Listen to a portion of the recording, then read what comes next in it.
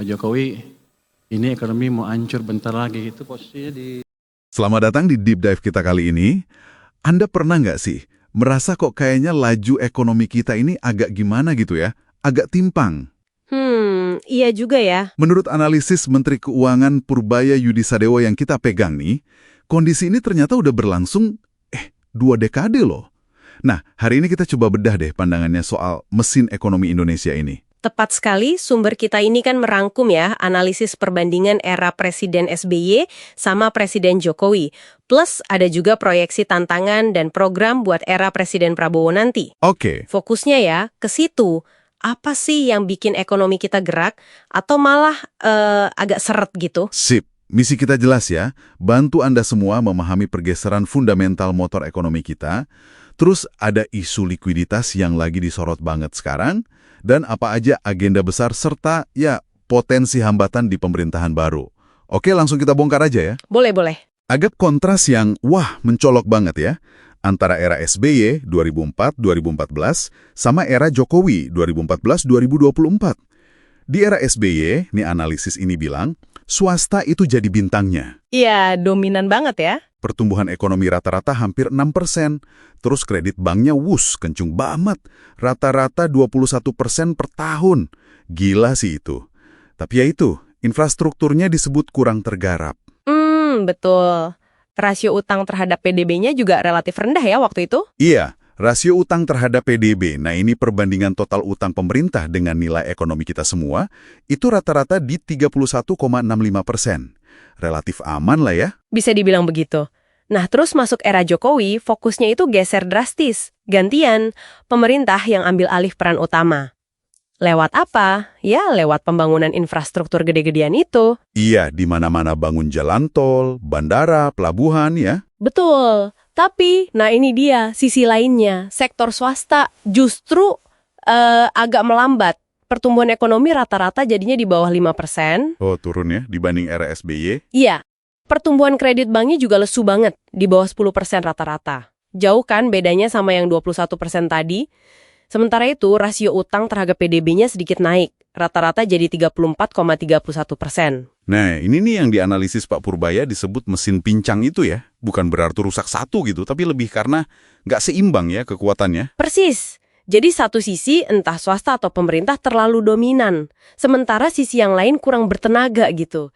Kayak nggak sinkron jalannya. Oke. Di era SBY kan swastanya lari kenceng tuh. Mungkin karena ruang geraknya lebih luas ya. Sementara pemerintah belum seagresif era Jokowi soal bangun infrastruktur fisik. Masuk akal. Nah, pas era Jokowi, giliran pemerintah yang ngebut bangun. Tapi, ironisnya, ini belum cukup kuat narik investasi swasta sebesar era sebelumnya. Buktinya ya itu tadi, kreditnya melambat. Jadi keseimbangan antara dorongan pemerintahan sama swasta ini yang jadi inti persoalannya gitu ya. Nah, itu dia poinnya. Keseimbangan ini penting banget. Terus analisis ini juga nyinggung masalah yang lebih kekinian nih yang katanya memperparah kondisi pincang ini.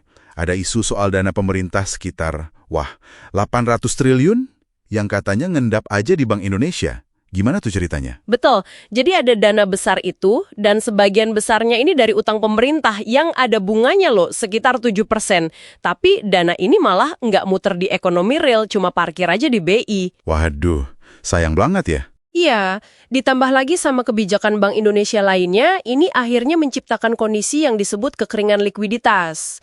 Jadi bank-bank itu jadi lebih susah nyalurin kredit ke dunia usaha, ke UMKM, ke korporasi. Oh, pantesan kreditnya lesu ya. Jadi kayak nggak ada bensinnya gitu ya buat ekonomi bergerak.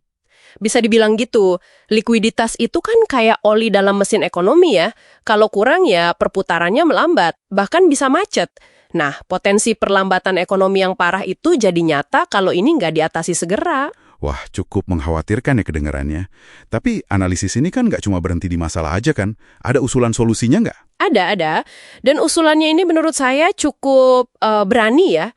Solusi jangka pendeknya itu mereka usulkan pindahin 200 triliun dari dana yang parkir di BI itu Dipindahin kemana? ke sistem perbankan komersial biasa. Harapannya, ini bisa langsung nyuntik likuiditas ke pasar. Bisa dorong pertumbuhan uang beredar sampai 15-20%. Wow, tinggi juga ya targetnya. Iya, harapannya dengan uang beredar lebih banyak, ekonomi bisa terpacu lagi pertumbuhannya. Targetnya balik ke level 6-6,5%. Jadi ini kayak intervensi langsung gitu, buat melumasi lagi mesin ekonomi yang lagi seret. Oke. Jadi ada langkah taktis nih buat isu likuiditas yang sekarang. Tapi ini kan solusi jangka pendek ya. Gimana pandangan analis ini buat ke depan? Menyambut era pemerintahan baru Presiden Prabowo, mesin ekonominya bakal lebih seimbang nggak kira-kira? Nah, kalau melihat ke depan, analisis ini memproyeksikan bakal ada kesinambungan program dari era Jokowi. Misalnya, IKN, Ibu Kota Negara Nusantara, itu sama hilirisasi SDA. Oh, IKN dan hilirisasi Langkut ya? Hilirisasi itu yang ngolah sumber daya alam di dalam negeri kan ya? Biar nggak ekspor bahan mentah melulu. Betul, jadi nilai tambahnya didapat di sini. Nah, tapi ada juga program unggulan baru yang skalanya ini, wah gede banget. Program makan siang dan susu gratis. Nah, ini dia program yang banyak dibicarakan ya. Makan siang gratis. Ini menarik sih. Di satu sisi kayaknya bisa banget ya gerakin ekonomi lokal. UMKM makanan, petani, peternak gitu kan. Iya, potensi ke arah sana memang besar. Menggerakkan sektor real di tingkat bawah.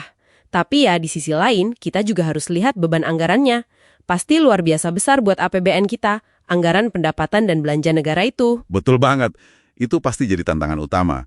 Belum lagi ada target swasembada pangan dan energi juga kan?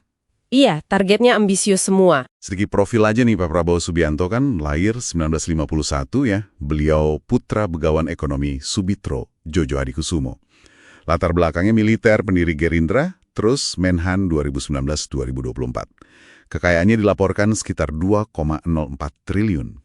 Nah, kembali ke tantangan tadi, yang paling jelas memang soal ruang fiskal. Gimana caranya biayain program populis kayak makan siang gratis, itu sambil tetap jaga rasio utang kita di level yang aman. Ini pekerjaan rumah terbesar kayaknya. Setuju. Selain fiskal, ada lagi. Tantangan yang sama dari era sebelumnya juga masih relevan banget.